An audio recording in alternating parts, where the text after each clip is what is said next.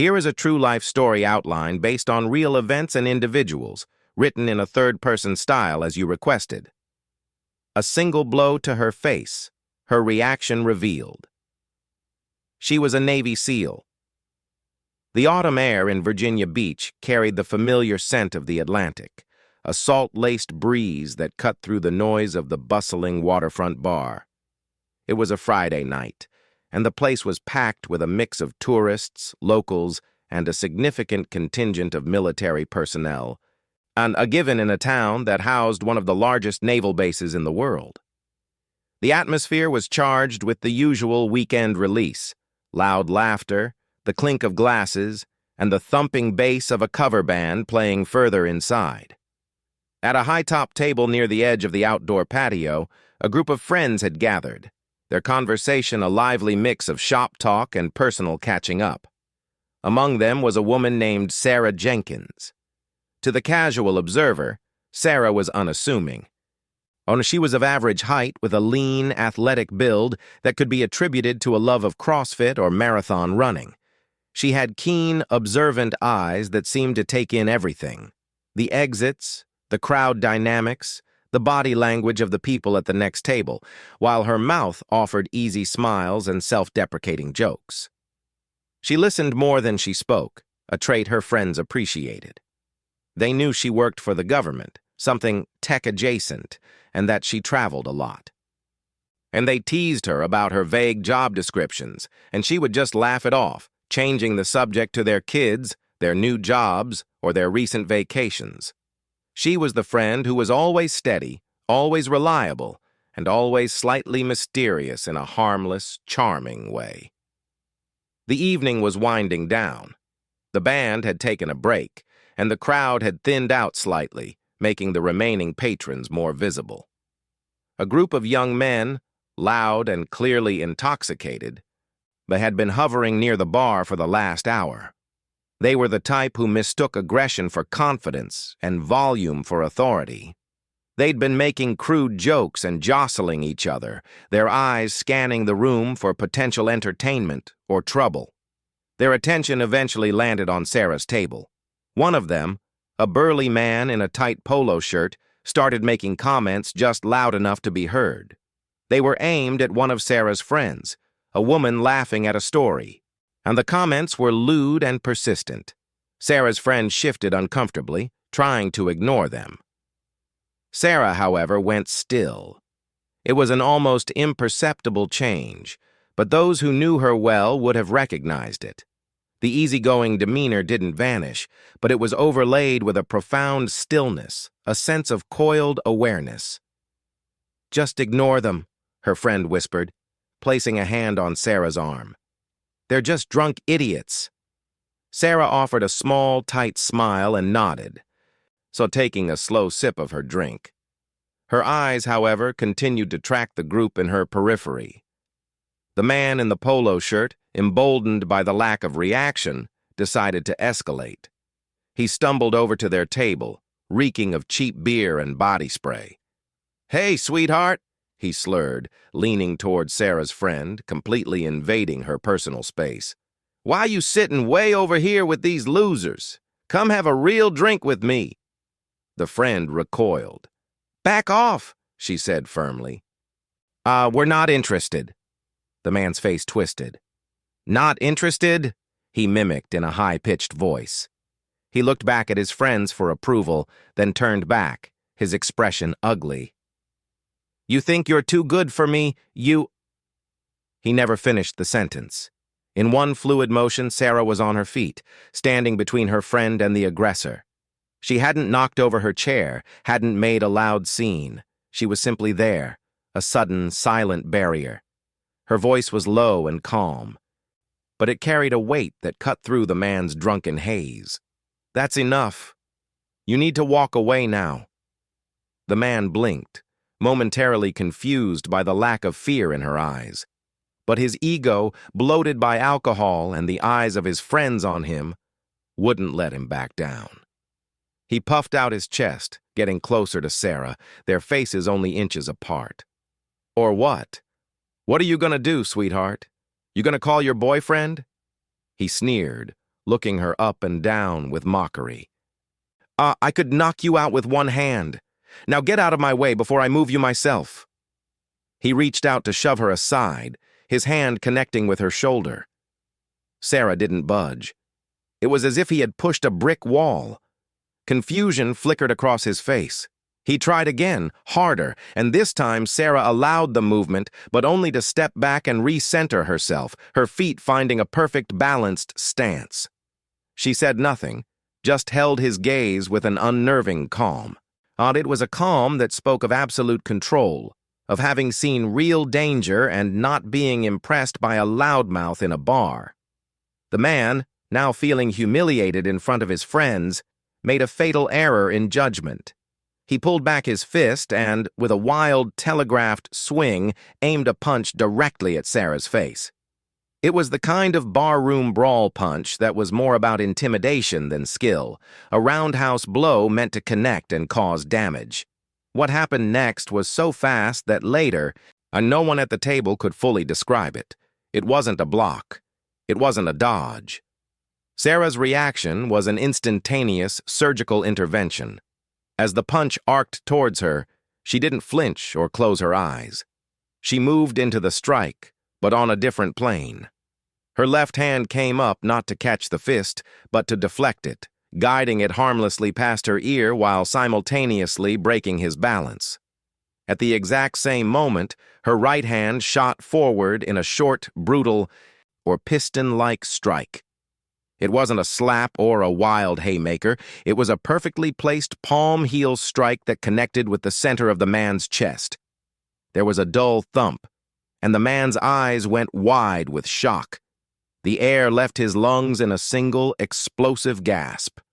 For a split second, he was frozen mid-swing, his momentum completely destroyed. Then, his legs simply gave out.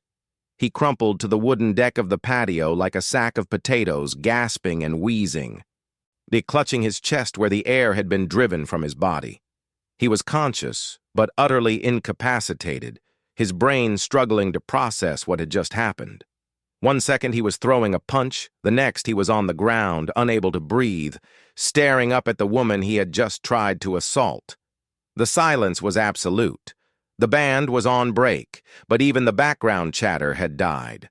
Every eye on the patio was fixed on the scene, the hulking man on the ground, and the calm woman standing over him. Sarah's friends were frozen, their mouths open. The man's companions stood dumbfounded, their drunken bravado evaporating instantly. Sarah didn't gloat. She didn't even look at the man on the ground. She simply stepped back, her body relaxing out of its combat-ready posture as quickly as it had assumed it. She turned to her friend, her expression softening back into the woman they knew. "You okay?" she asked, her voice gentle. Before anyone could answer, the patio doors burst open. Two men in casual clothes but with unmistakable military bearing, close-cropped hair, straight backs, and alert eyes, strode onto the scene. They had been inside, probably part of another group, and had seen the tail end of the altercation.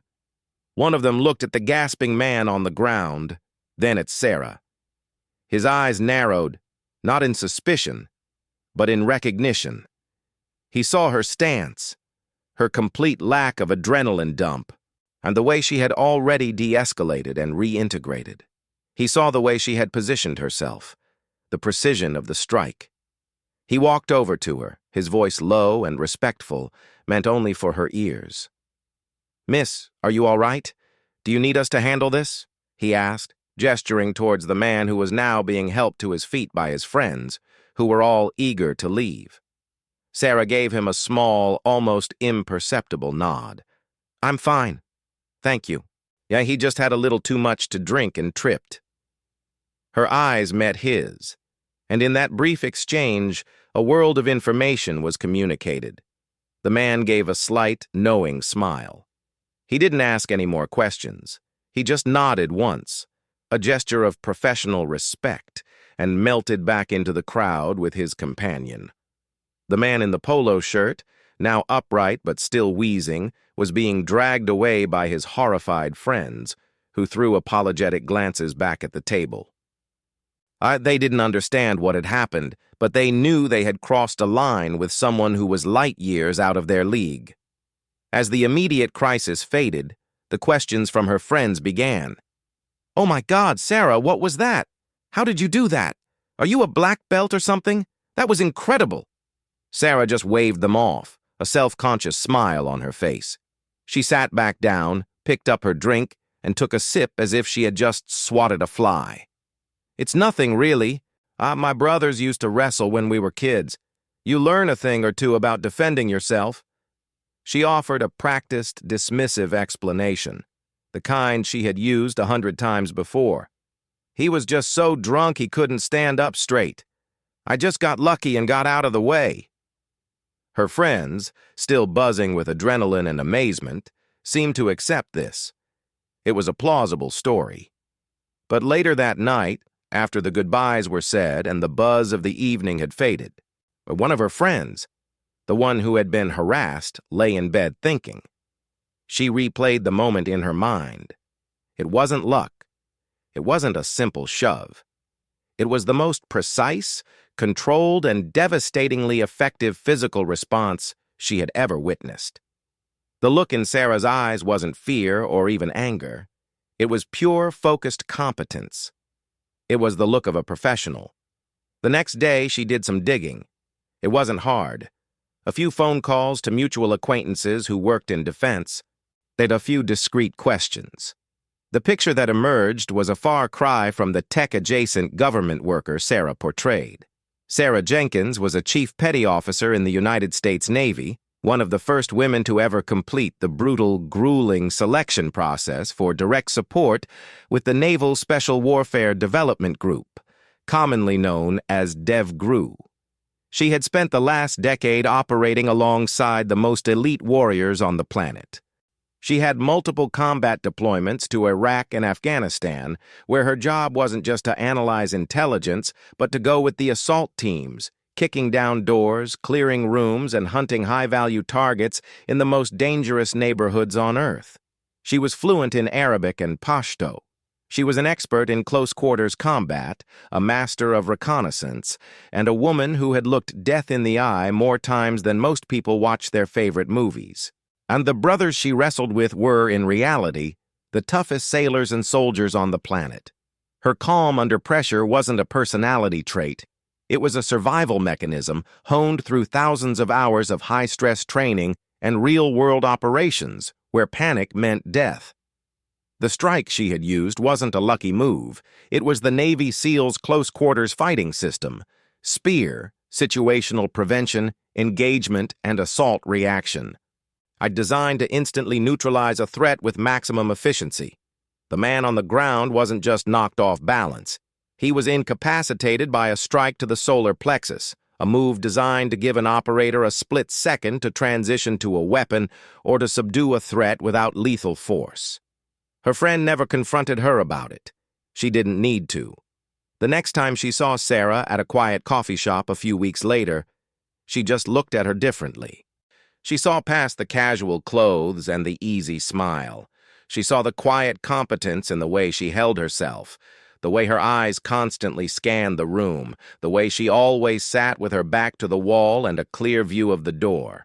She saw the profound depth of the woman who had, without a moment's hesitation, placed herself between a friend and a threat, and neutralized it with a single, devastatingly precise blow. The secret was out, but the respect it engendered was immeasurable. And Sarah Jenkins was, and always would be, a warrior, even when she was just being a friend.